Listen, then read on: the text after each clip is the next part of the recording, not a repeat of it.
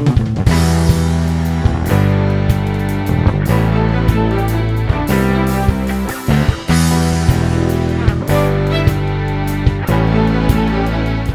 saudaraku dimanapun Anda berada, jemaat GPPPL yang dikasihi Tuhan, salam sejahtera di dalam nama Tuhan kita Yesus Kristus. Pagi ini saya akan menyampaikan satu pesan firman Tuhan yang saya beri judul Berjalan dalam Kekuatan dan Kuasa Nama Yesus. Saya akan bacakan firman Tuhan yang saya ambilkan di dalam Lukas 9 ayat 1. Lukas 9 ayat 1 berbunyi seperti ini. Maka Tuhan memanggil ke-12 muridnya lalu memberikan tenaga, dalam bahasa Yunaninya dunamis, dan kuasa atau exousia pada mereka untuk menguasai setan-setan dan untuk menyembuhkan penyakit-penyakit. Berita firman Tuhan pagi ini mengingatkan pada kita ketika Tuhan mengutus ke-12 muridnya untuk menginjil, memberitakan Injil, maka Tuhan memberikan kepada mereka kekuatan atau dunamos atau dunamis dan kekuasaan, kuasa atau exousia. Nah, dari dua kata ini kita akan melihat definisi dari kata dunamis itu apa. Dunamis itu artinya kekuatan, daya atau energi penggerak, kekuasaan, tenaga, kemampuan, dan keperkasaan. Itu arti dari kekuatan atau dunamis. Sedangkan kemudian Tuhan tidak hanya memberikan kekuatan atau power, tapi juga Dia memberikan kuasa atau exousia. Nah, exousia sini punya arti wewenang, penguasa, pemerintah, kewibawaan, hak untuk memerintah, pengaruh. Rupanya dua hal ini diberikan Tuhan untuk melengkapi setiap orang percaya. Dan kita adalah orang percaya, kita adalah murid-murid Yesus. Kita ditebus dengan kuasa darah Yesus. Saudaraku mungkin ingat ketika Tuhan Yesus naik ke surga, Dia menggenapi apa yang Dia janjikan.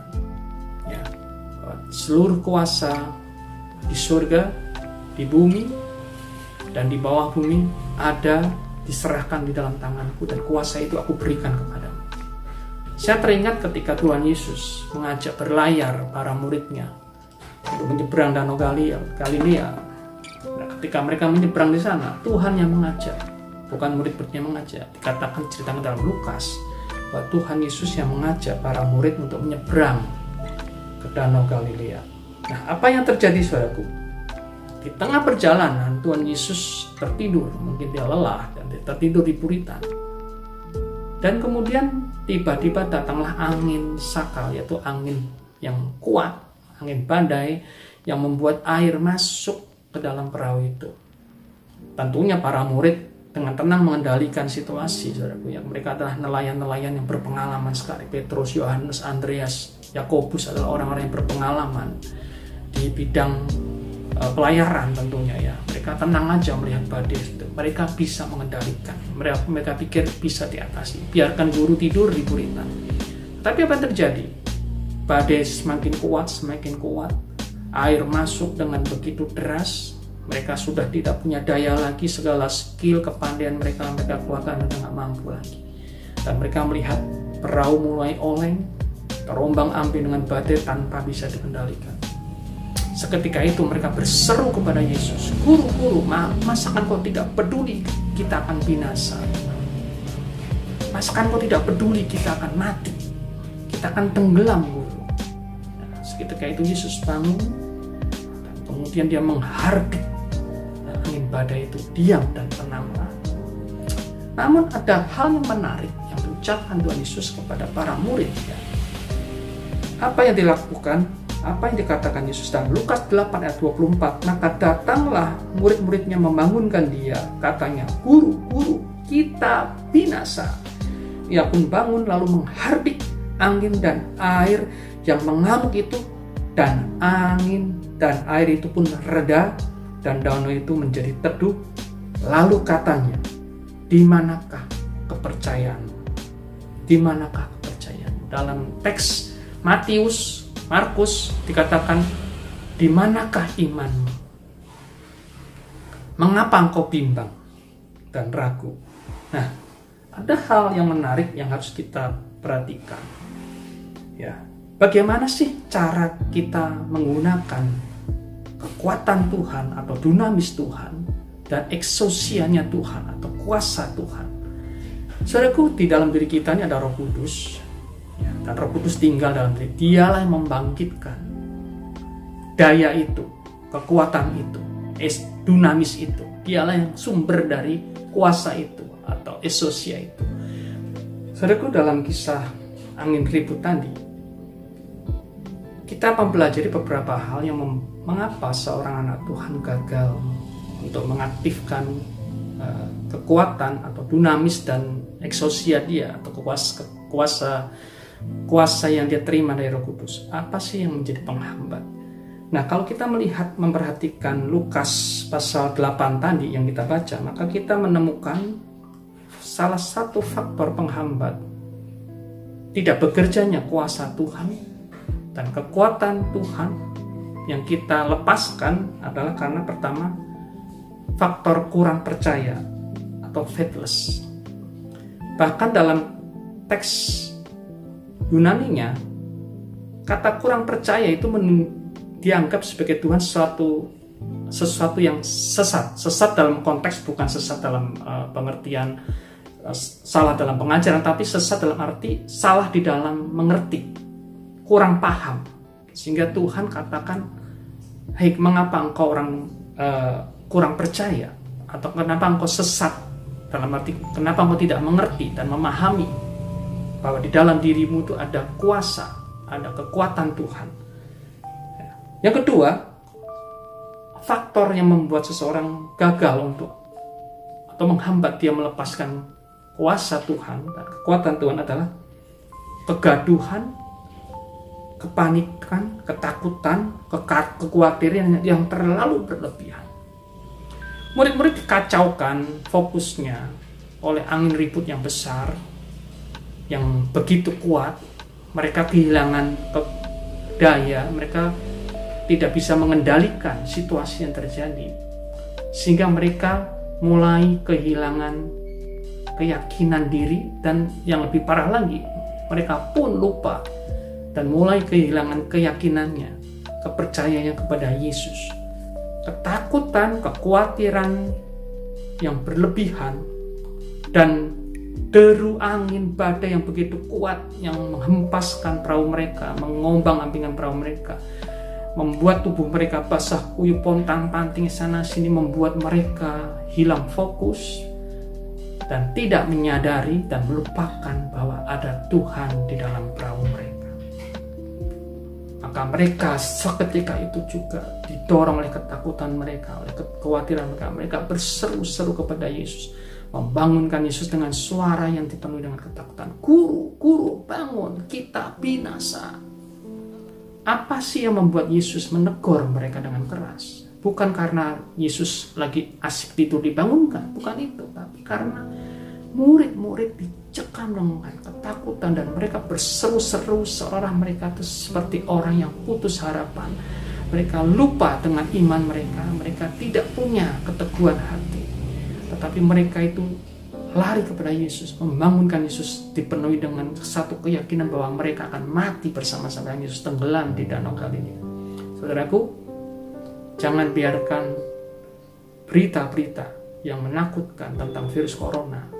Jangan biarkan, mungkin kau melihat kanan kiri ada orang-orang yang kau kenal saat ini sedang dirawat, dan bahkan ada yang dipanggil Tuhan pulang ke rumah Bapa. Jangan biarkan itu membuat engkau hilang fokus kepada pandanganmu daripada Yesus. Jangan biarkan semua situasi mengendalikan hidup, tapi kendalikanlah situasi. Nah, bagaimana cara kita untuk mengendalikan situasi yang terjadi? Yang pertama, kenali Tuhan dan firman-Nya. Ya, bertahun-tahun para murid berjalan bersama dengan Yesus, makan bersama Yesus, tidur bersama Yesus, mendengarkan pengajaran secara langsung. Tapi rupanya mereka masih gagal paham, tidak kenal pribadi Yesus dengan sungguh-sungguh. Mereka hanya tahu Yesus sebatas nabi dan rabi. Mereka tidak paham bahwa Yesus adalah Mesias, anak Allah yang hidup, yang punya kuasa, yang bisa mengendalikan alam semesta, yang menciptakan alam semesta dengan firman. Jangan pernah ragu dengan pribadi Tuhan. Justru di saat sulit seperti ini, kau akan lebih mengenal Tuhan, kau akan lebih mengenal pribadi Tuhan dan kebenaran firman-Nya. Firman Tuhan itu ya dan benar. Yang kedua, pahami identitasmu, bahwa engkau adalah anak Allah, bahwa di dalam dirimu ada Roh Kudus, sumber dari dunamis dan sumber dari exousia itu. Gerakan imanmu, maka kuasa Tuhan yang kau lepaskan akan bekerja. Yang ketiga, diam dan tenanglah. Jangan panik, jangan takut, jangan bingung. Kalau ada kekhawatiran, ada kepanikan, sekelebat masuk dalam pikiran, sedikit mengusik hati, cepat kendalikan. Dalam nama Tuhan Yesus, aku tolak segala roh ketakutan, kekhawatiran. Aku percaya kuasa yang di dalam diriku. Aku percaya bahwa Roh Kudus tinggal di dalam diriku. Tuhan menyertai aku, Tuhan menangis aku, Tuhan memimpin aku. Dalam nama Tuhan Yesus, jangan biarkan khawatir, takut, kegelisahan yang berlebihan menguasai hidupmu. Segera kendalikan, ya, arahkan pikiranmu kepada pribadi Tuhan, kepada kuasa Tuhan. Yang keempat, ketika engkau sudah berhasil mengenal pribadi Tuhan, kau ngerti, paham identitasmu, engkau diam dengan tenang, ya, di dalam hadirat Tuhan, maka perkatakan dan lepaskanlah dengan iman, dengan sepenuh hati. Nah, ketika Tuhan Yesus menghardik angin dan badai itu, kata menghardik itu berkata-kata dengan keras. Yang kedua, kata menghardik itu dalam bahasa aslinya artinya adalah bersikap dengan sikap penuh wibawa, ya, seperti seorang penguasa yang menerima mandat raja dan melepaskan perintah. Jadi rupanya untuk menggerakkan kuasa Tuhan bekerja, kita perlu belajar untuk berdiri dengan sikap penuh wibawa, dengan teguh hati, dengan tidak gentar dan takut, dan melepaskan kuasa firman Tuhan bagi keluarga kamu. Dengan di lockdown gini, ibadah tidak ada, di ibadah mingguan diadakan di rumah-rumah, streaming, dan setiap jemaat dihimbau oleh gembala kita untuk ibadah di dalam keluarga, bangun misbah keluarga. Puji Tuhan, yang dulunya bolong-bolong sekarang kami setiap malam bisa terus melalui membangun misbah keluarga, kemudian kami mengadakan perjamuan, dan kami kemudian mengurapi setiap anggota keluarga dengan minyak urapan. Dan setiap malam setelah selesai pengurapan keluarga, saya akan berdiri di depan pintu dan saya melepaskan berkat. Saya perkatakan di dalam nama Tuhan Yesus, Bapa, terima kasih untuk berkat-Mu, untuk perlindungan-Mu, untuk pemeliharaanmu. Aku membangun pagar tembok berapi di atas rumahku, dan aku berkata dalam nama Yesus, roh maut, roh kematian, aku tolak pergi menjauh dalam nama Tuhan Yesus. Dan segala virus corona aku perintahkan menjauh dalam nama Tuhan Yesus. Aku membangun kubah perlindungan atas rumahku. Setiap malam saya berkatakan di depan pintu rumah saya, dan kemudian saya urapi rumah saya dengan minyak urapan. Mungkin ada yang nggak percaya, oh itu silakan, itu masing-masing. Tapi saya punya hati, saya punya iman, percaya bahwa apa yang tertulis di Alkitab masih berlaku hingga saat ini. Ketika kita lakukan dengan iman, kuasa itu mengalir. Kuasa Tuhan itu bekerja di dalam nama Yesus. Nah, saudaraku, diam dan tenanglah itu sangat penting sekali hari-hari ini. Kalau engkau khawatir, takut, gelisah, engkau akan gagal untuk melepaskan kuasa Tuhan. Tapi kalau engkau tenang, dipenuhi damai sejahtera Tuhan, engkau berdiri dengan sikap yang berwibawa, engkau yakin dengan kekuatan Tuhan, dengan penyertaan Tuhan, dengan janji firman Tuhan, dan engkau memperkatakan dengan iman, itu jadi di dalam nama Tuhan Yesus. Apa yang ada di alam roh itu akan terjadi di dalam alam nyata, di dalam nama Tuhan Yesus, ya. Kuasa dan perlindungan itu ada. Nah, saudaraku, saya teringat dengan kisah Elia ketika dia mendengar suara angin sepoi-sepoi. Dalam bahasa aslinya terjemahannya bukan angin sepoi-sepoi, tapi bisikan lembut. Nah, Tuhan seringkali berbicara kepada kita bukan di tengah kegaduhan hati kita, di tengah kegaduhan pikiran kita yang dikacaukan dengan ketakutan dan kekhawatiran. Tuhan bicara ketika kita duduk diam tenang di kaki Tuhan, menanti-nantikan Tuhan, maka kita akan mendengar bisikan lembut di dalam hati kita. Kita akan mendengar bisikan lembut yang dari Roh Kudus yang berbicara di dalam intuisi kita, manusia batin kita, dan itu akan mempengaruhi jiwa kita, pikiran kita, perasaan kita, dan tekad kita dibangun sehingga kita menjadi orang yang penuh dengan iman, percaya, dan penuh dengan kuasa dan kekuatan Tuhan. Disitulah kita akan menjadi pribadi yang bisa memberikan perbedaan di tengah situasi yang sedang dicekam ketakutan ini. Jangan takut, jangan gentar, jangan takut, jangan bingung. Ya, Tuhan Yesus bersama kita. Ada kuasa dan kekuatan Tuhan, ada dunamis dan eksosia Tuhan dalam diri kita. Yakinin itu, berjalan dengan iman, kenali pribadi Tuhan dengan sungguh-sungguh. Kenali siapa dirimu, bahwa engkau adalah pribadi anak Allah yang hidup. Bahwa engkau adalah anak-anak Allah yang ditebus dengan kuasa darah Yesus, bahwa engkau bisa melakukan perkara-perkara besar karena ada Roh Kudus yang dalam dirimu. Berdiam diri, jangan takut, jangan panik. Apapun yang terjadi, tenangkan dirimu, maka kau mendengar suara Tuhan berbisik di dalam hatimu, dalam manusia batinmu. Berdiri dengan sikap yang berwibawa, seperti seorang penguasa yang dapat mandat raja, dan lepaskan kuasa Tuhan di dalam nama Yesus. Ya, segala virus corona menjauh dari keluargaku, tidak mendekat pada tenda kemahku. Mengapa Mazmur 91 tidak terjadi pada sebagian orang? Karena dia hanya sekedar memperkatakan dengan kata-kata, tidak dengan kuasa. Sadari ada Roh